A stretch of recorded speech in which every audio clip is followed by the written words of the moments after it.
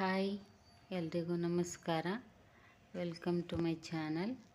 ಇವತ್ತು ನಾನು ಆಂಧ್ರ ಪಪ್ಪು ಸಾರು ಮಾಡ್ತಾಯಿದ್ದೀನಿ. ಇದನ್ನು ಹೇಗೆ ಮಾಡೋದು ಅಂತ ನೋಡೋಣ. ಒಂದು ಕುಕ್ಕರ್ ತೊಗೊಂಡು ಅದಕ್ಕೆ ಒಂದು ಮುಕ್ಕಾಲು ಗ್ಲಾಸು ತೊಗರಿಬೇಳೆ ಹಾಕ್ಕೋತಾಯಿದ್ದೀನಿ. ಏನಕ್ಕೆ ಮುಕ್ಕಾಲು ಗ್ಲಾಸು ಅಂತ ಅಂದರೆ ಇದಕ್ಕೆ ಸ್ವಲ್ಪ ಜಾಸ್ತಿ ಬೇಕು ತೊಗರಿಬೇಳೆ, ಹಾಗಾಗಿ ಮುಕ್ಕಾಲು ಕಪ್ ಹಾಕ್ಕೊಂಡಿದ್ದೀನಿ. 1.5 ಈರುಳ್ಳಿ, ಒಂದು 5 ಮೆಣಸಿನ್ಕಾಯಿನ ಕಟ್ ಮಾಡಿ ಹಾಕ್ಕೊಂಡಿದ್ದೀನಿ. ಎರಡೂವರೆ ಪಾವು ಫುಲ್ಲು ಬೆಳ್ಳುಳ್ಳಿನ ಸಿಪ್ಪೆ ಸುಲಿದು ಹಾಕ್ಕೊಂಡಿದ್ದೀನಿ. ಇದಕ್ಕೆ ಬೆಳ್ಳುಳ್ಳಿನೂ ಸ್ವಲ್ಪ ಜಾಸ್ತಿನೇ ಹಾಕಬೇಕು.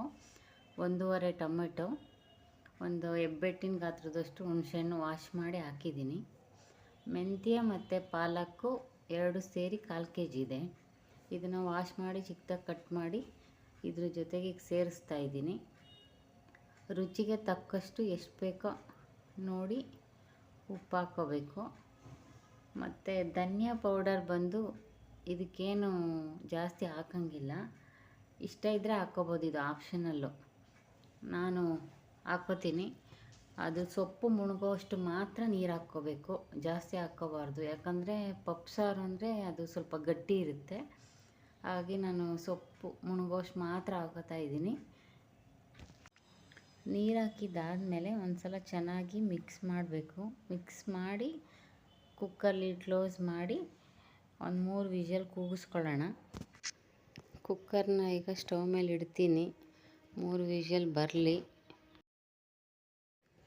ಕುಕ್ಕರ್ ಲಿಡ್ ಓಪನ್ ಮಾಡ್ತಾಯಿದ್ದೀನಿ, ಚೆಕ್ ಮಾಡ್ತೀನಿ ಬೆಂದಿದೆಯಾ ಅಂತ. ಚೆನ್ನಾಗಿ ಬೆಂದಿದೆ.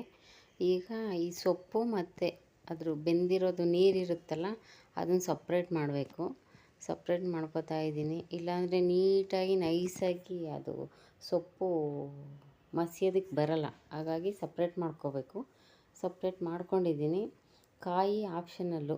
ಆ್ಯಕ್ಚುಲಿ ಆಂಧ್ರ ಪಪ್ಪು ಅಂದರೆ ಅವ್ರು ತೆಂಗಿನಕಾಯಿ ಯೂಸ್ ಮಾಡಲ್ಲ, ಬಟ್ ನಾನು ಹಾಕ್ಕೋತಾ ಇದ್ದೀನಿ.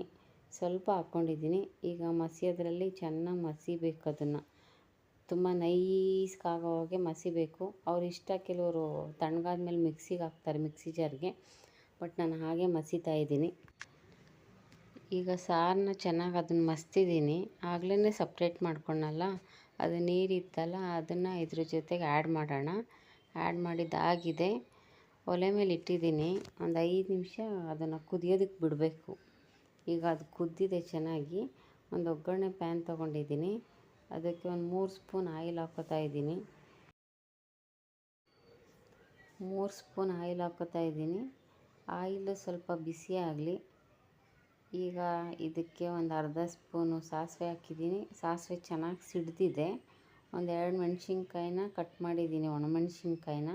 ಒಂದು 3 ಬೆಳ್ಳುಳ್ಳಿ ಹಾಕ್ಕೊಂಡಿದ್ದೀನಿ. ಈ ಬೆಳ್ಳುಳ್ಳಿ ಎಲ್ಲ ಸ್ವಲ್ಪ ಕೆಂಪಗಾಗಬೇಕು, ಮೆಣಸಿನ್ಕಾಯಿನೂ ಹಾಕ್ತಾಯಿದೆ. ಈಗ ಸ್ವಲ್ಪ ಅರಿಶಿನದ ಪುಡಿ ಹಾಕ್ತೆ, ಒಂದು 1/4 ಸ್ಪೂನು. ಅರಿಶಿನ ಎಲ್ಲ ಸ್ವಲ್ಪ ಫ್ರೈ ಆದಮೇಲೆ ಈ ಒಗ್ಗರಣೆನ ತಗೊಂಡು ಈ ಸಾರಿಗೆ ಮಿಕ್ಸ್ ಮಾಡ್ತಾಯಿದ್ದೀನಿ. ಒಗ್ಗರಣೆ ಹಾಕಿದ್ದೆಲ್ಲ ಆಯಿತು. ಈಗ ಆಂಧ್ರ ಪಪ್ಪು ರೆಡಿ ಇದೆ.